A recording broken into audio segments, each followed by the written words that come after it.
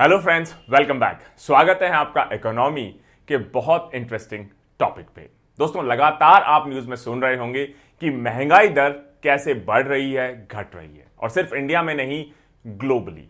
एक बड़ा रीजन ये भी माना जा रहा है कि अभी रशिया और यूक्रेन का जो वॉर, जो कन्फ्लिक्ट चल रही है, जिसकी वजह से क्रूड ऑयल प्राइसेस बढ़ रहे हैं, उसकी वजह से भी इन्फ्लेशन या महंगाई दर पे एक नेगेटिव इंपैक्ट पड़ रहा है पूरी दुनिया में।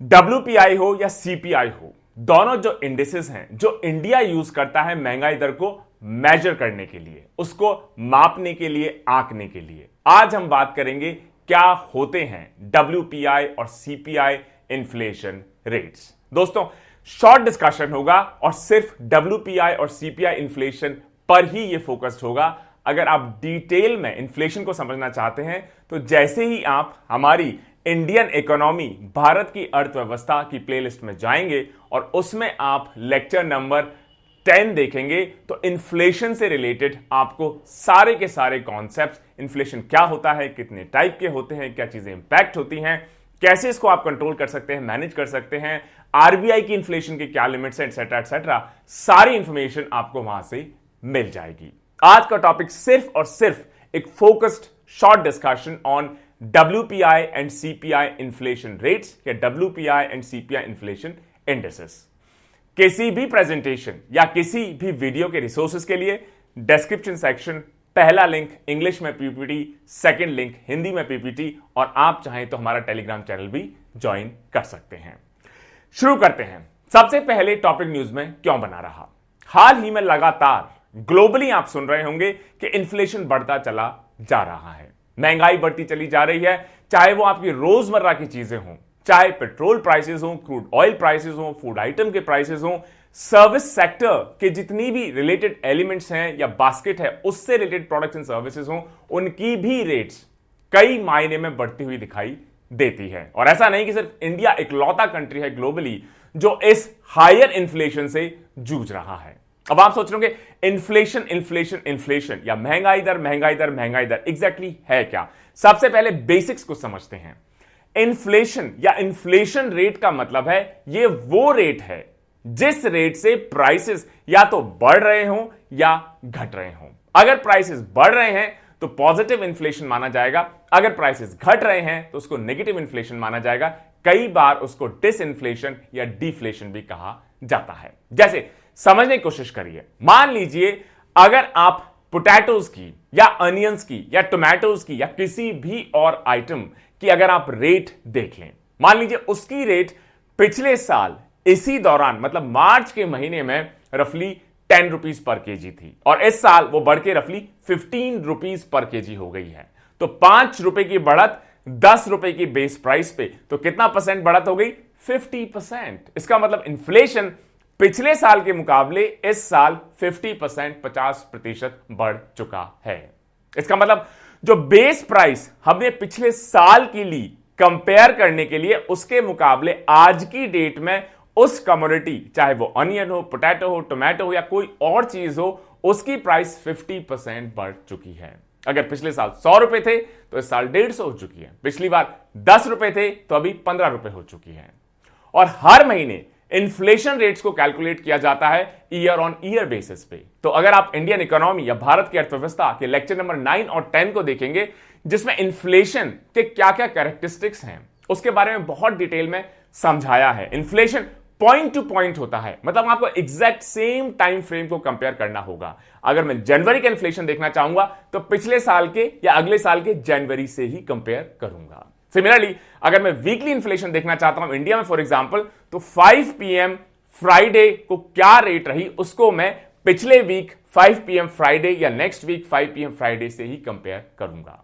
अगर ईयर ऑन ईयर बेसिस देखना है तो इन्फ्लेशन पिछले साल सेम टाइम पीरियड पे क्या रेट्स रही और पिछले एक साल में कैसे रेट्स चेंज होती चली गई, ये आपको बताएगा year on year basis inflation. Similarly आप मंथ ऑन मंथ बेसिस पे निकाल सकते हैं, मतलब फर्स्ट ऑफ एनी मंथ क्या प्राइस थी, अगले महीने क्या प्राइस चेंज हुई, अगले महीने क्या प्राइस चेंज हुई, एग्जैक्टली सेम डेट को हर महीने क्या प्राइस चेंज हुई, यह आपको दे देगा महीने दर महीने या month on month basis of inflation. इसका मतलब कैसे प्राइस चेंज होती हैं, चाहे वो डेली बेसिस पे हो, चाहे वो वीकली बेसिस पे हो, चाहे वो मंथली बेसिस पे हो या ईयरली बेसिस पे हो, यही है एक्चुअली इन्फ्लेशन।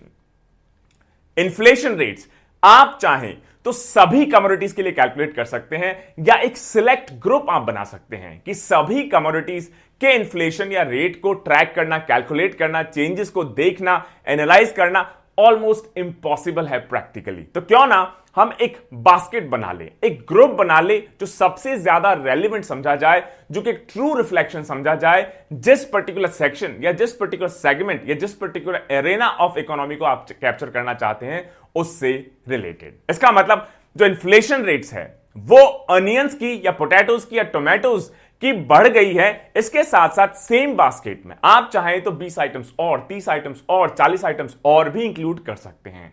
तो सिर्फ पोटैटो, ऑनियन, टोमेटो के अलावा बाकी जो फूड आइटम्स हैं, जैम की क्या रेट होगी, फॉर एग्जांपल ब्रेड की क्या रेट होगी, एग की क्या रेट होगी, बटर की क्या रेट हो गई, ये सारी रेट्स भी आप उस फूड आइटम्स की बास्केट में रख सकते हैं जिसकी रेट आप year on year, month on month, week on week या डेली बेसिस पे भी आप ट्रैक कर सकते हैं। प्राइसेस किसी भी कम्युनिटी की, for example let's say onions की ही देख लीजिए, चेंज हो जाती हैं। किस आधार पे कि अनियन या कोई भी कमोडिटी आप रिटेल में परचेज कर रहे हैं, मतलब आप खुदरा में परचेज कर रहे हैं, किसी दुकान से परचेज कर रहे हैं, किसी मॉल से परचेज कर रहे हैं, या आप बल्क में या होलसेल में परचेज कर रहे हैं। जनरली अगर आप होलसेल मार्केट से परचेज करते हैं या होलसेल में परचेज करते हैं तो रेट्स आपको काफी कम मिलती हैं। वहीं क्योंकि इसमें कमीशन एटसेट्रा एटसेट्रा या इंटरमीडिएटरी जितने भी कंपोनेंट्स होते हैं वो अपना उसमें प्रॉफिट ऐड करना शुरू कर देते हैं, तो होलसेल से वो चीज आते आते रिटेल में कहीं ज्यादा महंगी दिखाई देनी लगती है। इसका मतलब हमें दो टाइप के इन्फ्लेशन को ट्रैक करना होगा। एक, होलसेल लेवल पे क्या इन्फ्लेशन चल रहा है, ऑनियंस की, पोटैटोज की, टोमेटोज की, या जो आपकी सिलेक्ट बास्केट है कमोडिटीज की, गुड्स एंड सर्विसेज की, उसका होलसेल लेवल पे क्या मूवमेंट है। वहीं दूसरा इन्फ्लेशन आपको ऐसा चूज करना पड़ेगा जो होलसेल के बजाय रिटेल लेवल पे, खुदरा लेवल पे, दुकान लेवल पे, मॉल लेवल पे किस तरीके से रेट्स चेंज हो रही हैं उसको प्रॉपर्ली रिफ्लेक्ट करे, उसको प्रॉपर्ली कैप्चर करे। क्योंकि अगर आप सिर्फ होलसेल की प्राइसेस को कैप्चर करेंगे, उसके ट्रेंड्स को देखेंगे, तो वो रिटेल के जो प्राइस मूवमेंट है उसको प्रॉपर्ली रिफ्लेक्ट नहीं करेगा, मिसलीडिंग हो जाएगा। एंड वाइस वर्सा, अगर आप सिर्फ रिटेल लेवल पे प्राइस को ट्रैक करेंगे तो होलसेल लेवल पे क्या चल रहा है उसको शायद आप इग्नोर करते चले जाएंगे, वो भी अपने आप में मिसलीडिंग हो सकता है। इस पूरे डायलेमा को टैकल करने के लिए इसलिए गवर्नमेंट ने दो टाइप के इन्फ्लेशन इंडेक्सेस को फॉलो करना शुरू किया है।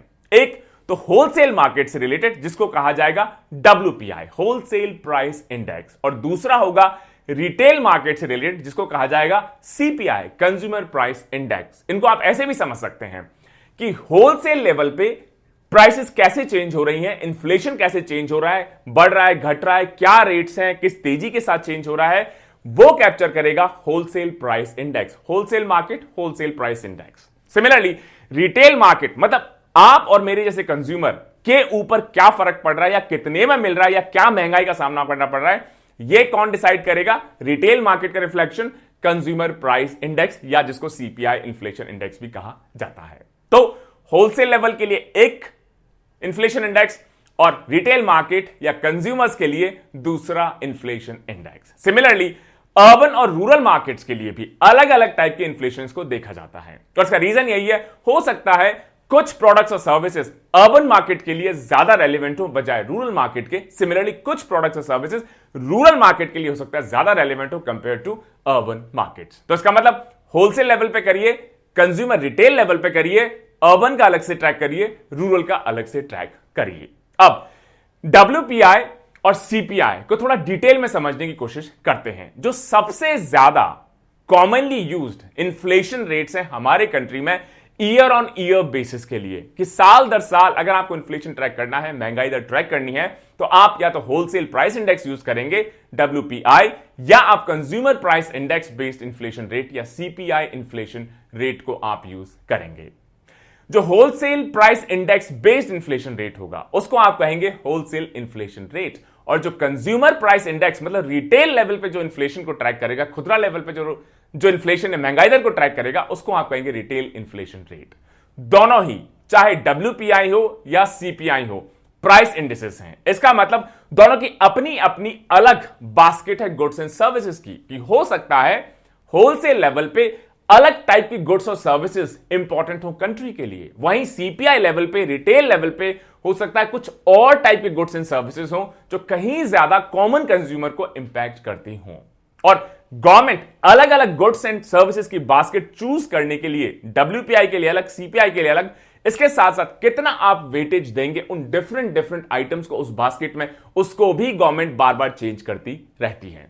हो सकता है होलसेल लेवल पे फूड आइटम्स उतने इंपॉर्टेंट आपको ना लगे, हो सकता है मैन्युफैक्चरिंग कहीं ज्यादा इंपॉर्टेंट हो, वहीं आम कंज्यूमर्स के लिए, आपके और हमारे लिए हो सकता है मैन्युफैक्चरिंग के बजाय फूड आइटम्स कहीं ज्यादा क्रिटिकल हो। अगर उनमें थोड़ा भी मूवमेंट होता है, मेरी पॉकेट पे ज्यादा इंपैक्ट पड़ता है, तो गवर्नमेंट हो सकता है CPI में फूड या पेट्रोलियम या एनर्जी सेक्टर को ज्यादा वेटेज दे और WPI में हो सकता है मैन्युफैक्चरिंग को ज्यादा वेटेज दे। इसका मतलब अलग अलग बास्केट्स, अलग अलग कमोडिटीज, अलग अलग गुड्स एंड सर्विसेज, एंड उसमें भी अलग अलग वेटेज दिया जा सकता है डिपेंडिंग कि आपका इकोनॉमी मिक्स क्या है या कौन सा सेगमेंट किस टाइप के आर्टिकल या किस टाइप के गुड्स एंड सर्विसेज से कहीं ज्यादा इंपैक्ट होता है। और ये अभी हम जो टेबल दिखाएंगे आपको, उससे बिल्कुल क्लियर आपको हो जाएगा। जैसे पहला टेबल आप देखेंगे तो ये टेबल क्लियरली हमें दिखाता है कि होलसेल प्राइस इंडेक्स या WPI का ओवरऑल कंपोजिशन क्या है। जो पहला कॉलम है उसमें कंपोनेंट लिखे हुए हैं, जैसे सभी कॉमोडिटीज हैं, सभी कॉमोडिटीज का अगर आप टोटल वेटेज मिलाएंगे तो ऑब्वियसली 100 होगा। प्राइमरी आर्टिकल्स का अगर आप परसेंटेज वेटेज देखेंगे तो 22.62%, मतलब कि होलसेल प्राइस इंडेक्स में जो हमारे प्राइमरी आर्टिकल्स हैं, for example agriculture etcetera related, allied services से रिलेटेड, फार्मर से रिलेटेड, एटसेट्रा एटसेट्रा एटसेट्रा, उनको वेटेज दिया जाएगा 22.62%। वहीं जो फ्यूल है, पावर है, डीजल है, पेट्रोल है, केरोसिन है, इलेक्ट्रिसिटी एटसेट्रा है, उसको आप वेटेज देंगे 13.15%। लेकिन सबसे ज्यादा वेटेज होलसेल प्राइस इंडेक्स में दिया जाएगा मैन्युफैक्चर्ड प्रोडक्ट्स को। कार्स हो सकती हैं, कैपिटल इक्विपमेंट हो सकता है, और भी बहुत सारे मैन्युफैक्चर्ड प्रोडक्ट्स हो सकते हैं, जिसको रफली 64.23% का वेटेज दिया जाएगा।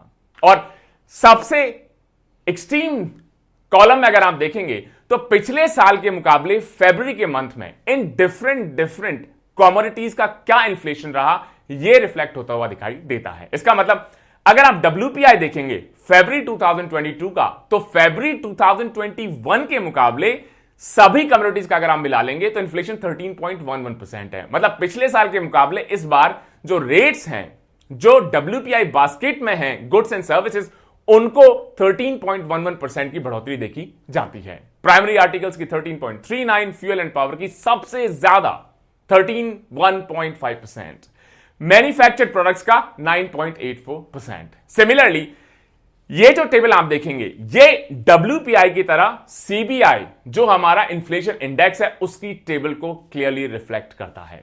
इसमें जैसे WPI में सिर्फ 3 ही आइटम्स थे, primary articles, fuel and power, manufactured products, जिसमें भी मैन्युफैक्चर्ड प्रोडक्ट्स को 64.23 के साथ सबसे ज्यादा वेटेज दिया गया था।